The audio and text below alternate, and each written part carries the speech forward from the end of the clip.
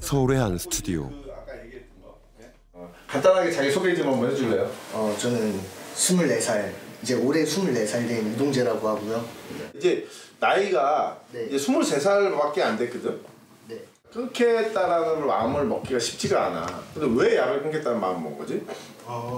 얼굴을 드러내고 마약 중독을 고백한 청년이 있습니다. 1년 전까지만 해도 그냥 매일매일 약을 했었더라면은, 그러니까 약을 끊겠다고 마음 먹고 나서 이제 정신병원도 한 6번 정도 입원하고 이 시도도 해보고 저 시도도 해보고 징역 가는 거 빼고 지금 웬만한 것은 다 해본 것 같은데 안 되잖아요.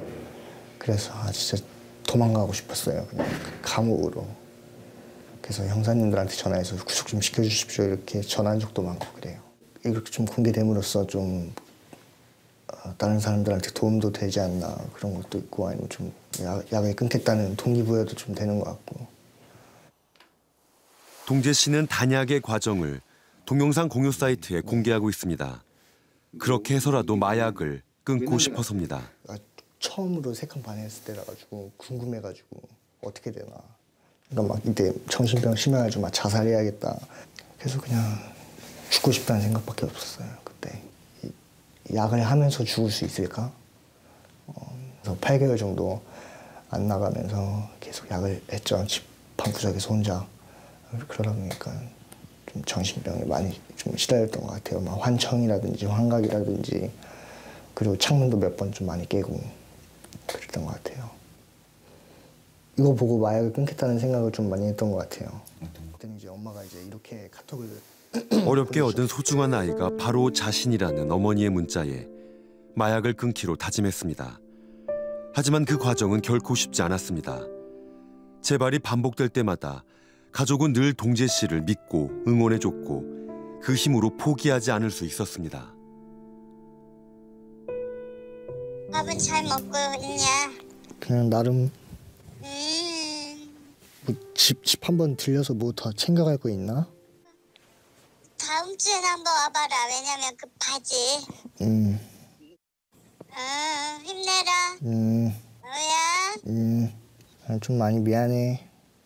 그래 고맙다. 그래. 네. 지금부터 잘 지내면 돼 동재야. 알았어. 잘 지낼 수 있어. 엄마 마지막으로 봤을 때가 아주 눈물 나네요. 엄마 마지막으로 봤을 때가 9월 며칠일 거예요. 네. 좀 이번에 확실히 좀 끊었으면. 최근 동재 씨는 사설 재활센터에 입소해 스스로를 사회와 격리하길 선택했습니다. 이게 마약을 끊는 과정도 매일매일 기록하고 있습니다. 많이 부어 있었어가지고.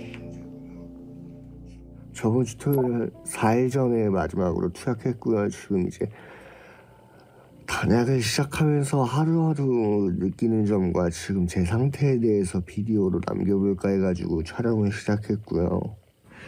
단약을 시작한 지 일주일 차가 됐습니다. 일주일 만에 오늘 아침에 일어나서 제일 기분 좋았던 일은 3일간 꿨던 악몽을 드디어 안 꿨어요. 화요일 단약을 시작한 지 10일 차고요. 느낀 점은 드디어 올 게 온 것 같아요. 이제 드디어 올 게 왔습니다. 약을 너무 하고 싶어요. 그리고 일상에 있어 재미가 너무 없어서 큰일 난 것 같고요. 그냥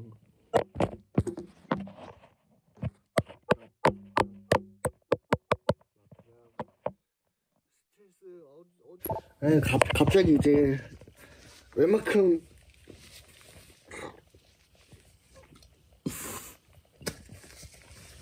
그러니까 이제 단약 마약 중독은 개인의 의지만으론 끊을 수 없는 질병입니다. 치료와 재활 없이 중독에서 벗어나는 것은 불가능에 가깝습니다. 중독으로 인한 금단 증상을 참지 못해 다시 마약에 손대더라도 치료를 포기하지 않는 것이 중요합니다. 지금 저도 못 끊고 있는데 그래도 포기는 안 하려고요. 그냥 안 좋은 시선으로만 보지 말고 그냥 응원해 줬으면 좋겠어요. 그냥 이게 제가 끊으려고 노력을 하는데 한 번에 끊는 거는 절대 불가능한 것 같아요. 그러니까 뜻하고 마음을 먹고 그 포기하지 않는 신념이 좀 중요한 것 같아요. 두 아이의 엄마 미진 씨의 이야기를 기억하실 겁니다. 우울증에 시달리다 마약을 접했습니다. 딱 하나 있다. 언제적 사용한 거예요? 2주? 응? 2주? 불과 1년 만에 체중이 38kg까지 빠지고 하루도 약 없이는 살 수 없는 몸이 됐습니다. 심각한 중독 상태였습니다. 약 맞았는데 약 때문에? 다리, 허벅지, 종아리가 싹 다 멍이 들면서 다 이렇게 돼. 지금 뭐예요? 다 그냥 살을 뜯어가지고 다 빨개지고 흉터 생기고 딱지 생기고. 이게 손으로 뜯은 거예요? 내가 원하던 엄마의 모습이 이런 게 아니었는데 애들한테 엄청 잘해주고 싶었는데 왜 그러고 있었지 하면서 끝내야 되겠다라고 마음을 먹고.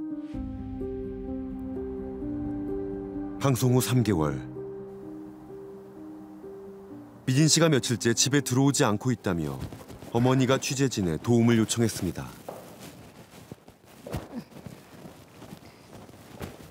해야죠.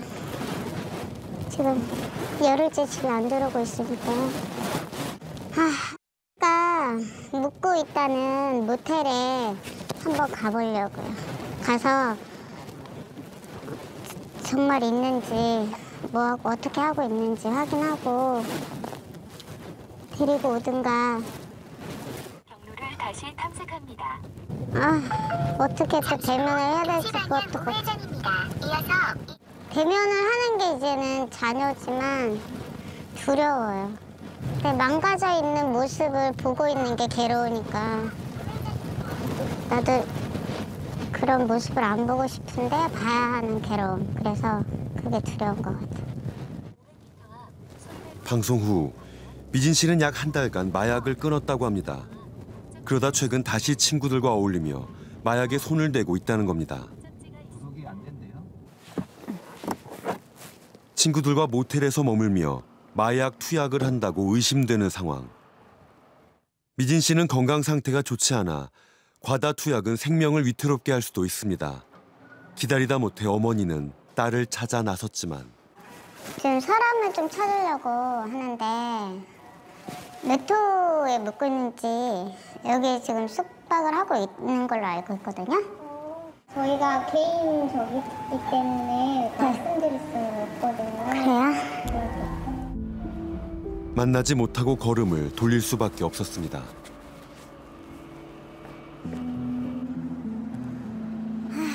가자.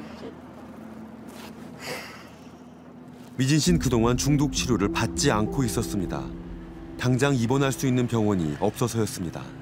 이번에 재발됐을 땐 나도 너무 진짜 마음이 안 좋고 되게 힘들었어요, 사실. 한 달 동안 잘 버티고 하니까 또 나는 또 내가 나름대로 기대를 한 거죠. 기대를 했는데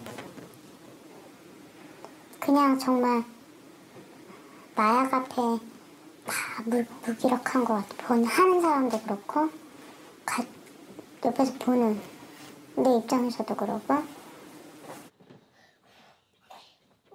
우리나라엔 아직 여성 중독자를 받아주는 사설 재활센터도 없습니다.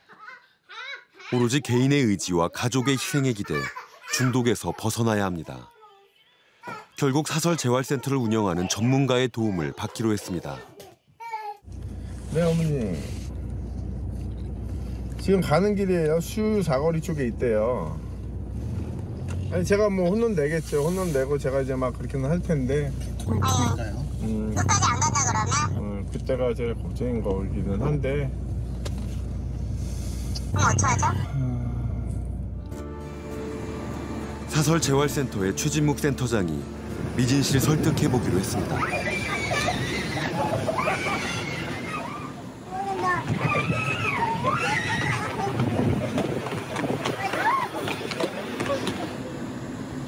어렵게 병상을 구해 입원해도 스스로 단약 의지가 없으면 소용이 없습니다.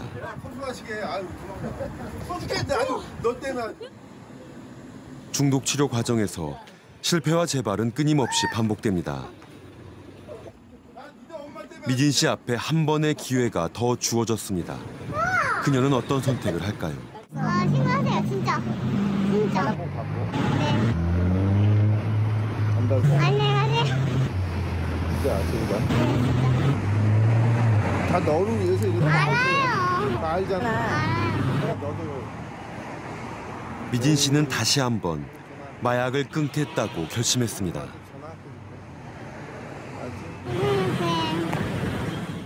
진짜 항상 그 딱 한 번만이 무서운 것 같아요. 누가 같이 한 번만 하자 그래가지고 재발했을 때도 처음에 안 돼 했다가 막상 한 번만 하자 내가 살게 하니까 그냥 딱 한 번만 하루만 근데 그게 하루가 되고 이틀이 되고 3일이 되고 며칠 뒤 센터장의 도움으로 치료받을 수 있는 병원을 찾았습니다. 어머님 찾아갖고 와. 우리 홀라가서 만나. 중독의 고리를 끊어내고 두 아이에게 좋은 엄마가 되고 싶다는 미진 씨. 마약과의 전쟁이 다시 시작됐습니다. 지난 12월 한 사설 재활센터에 특별한 자리가 마련됐습니다. 1년 동안 단약에 성공한 입소자들이 퇴소하는 날입니다. 지옥 같은 중독의 터널을 함께 통과한 가족들에겐 믿기지 않는 순간입니다. 이곳에 들어오고 시간이 조금 지나고 나니 비로소 제가 가족들에게 한 행동이 얼마나 큰 상처를 주는 행동인지를 알게 되었어요. 세월이 지나 보니 다 병마가 되어 지금 어머니에게 머물고 있다는 사실에 제 자신을 부끄럽게 합니다. 어머니 얼마나 힘든 세월을 보내셨습니까? 힘들다 너무 힘들다 이야기마저도 부족하고 못난 자식들 그 소리로 행여 부담 갖고 스트레스 받을까 봐 속에 꾹꾹 담아온 어머니의 성갈래 망갈래 찢어진 그 마음들. 저는 지금 망성으로부터 환청으로부터 악으로 가득 차 분노와 증오로 차있던 나로부터 무너지고 파괴되었던 모든 것들이 회복되어져 가고 있습니다. 감사합니다. 전문가들은 1년 동안 마약을 끊으면 그 이후엔 더 수월해진다고 합니다. 망가졌던 뇌가 회복되며 마약 갈망의 강도가 줄어들기 때문입니다. 제가 어떤 걸 느꼈냐면은 우리 아들을 어디다가 잃어버린 거예요, 제가. 근데 우리 아들을 찾고 싶은데 그 어디서도 우리 아들을 찾아줄 수 있는 데가 없는 거예요. 그래서 나는 네가 너무 그립다 그렇게 말한 적도 있었어요. 그래서 근데 본인이 엄마 나도 내가 그리워. 얼마나 가슴 아파요 이게. 그냥 소소하게 내가 일단은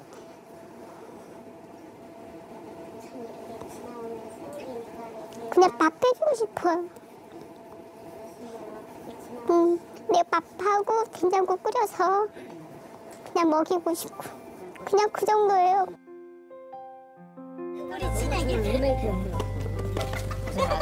고맙다. 잘 가.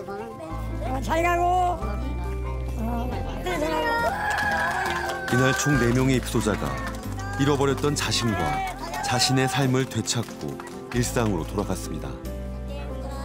마약 중독은 치료 가능한 질병입니다. 단 누구라도 적기에 치료를 받아야만 중독의 고리에서 벗어날 수 있습니다. 처음에 왔을 때 약물 때문에 많이 힘들어서 왔는데 정말 자기 몸 하나도 가누지 못할 정도로 정말 취해가지고 힘들어서 왔는데 그리고 1년이라는 이상의 시간 속에서 이렇게 이곳에서 교육을 받고 또 건강한 모습으로 돌아가니까 너무 기쁘고 감사하고 행복합니다. 마약 범죄는 가장 재범률이 높은 범죄로 손꼽힙니다. 개인의 의지만으론 중단하기 어려운 질병의 속성을 갖고 있기 때문입니다. 하지만 우리의 현실은 마약에 손댈 수 있는 길은 점점 넓어지고 이 마약에서 빠져나올 수 있는 회복의 길은 좁기만 합니다. 단속과 처벌은 물론 필요합니다. 그러나 그것만으론 이 범죄를 해결할 수는 없습니다. 마약과의 전쟁에서 승리하려면 중독 예방, 치료, 재활이 유기적으로 이루어질 수 있도록 인프라를 확충해야 합니다. 이 인프라를 위해선 예산과 인력이 필요하고 여론의 관심과 정책의 변화도 필요합니다. 그러나 안타깝게도 우리에게 마약은 여전히 처벌의 대상일 뿐입니다. 부디 우리 사회가 마약 중독에서 벗어날 골든타임을 놓치지 않기를 바랍니다.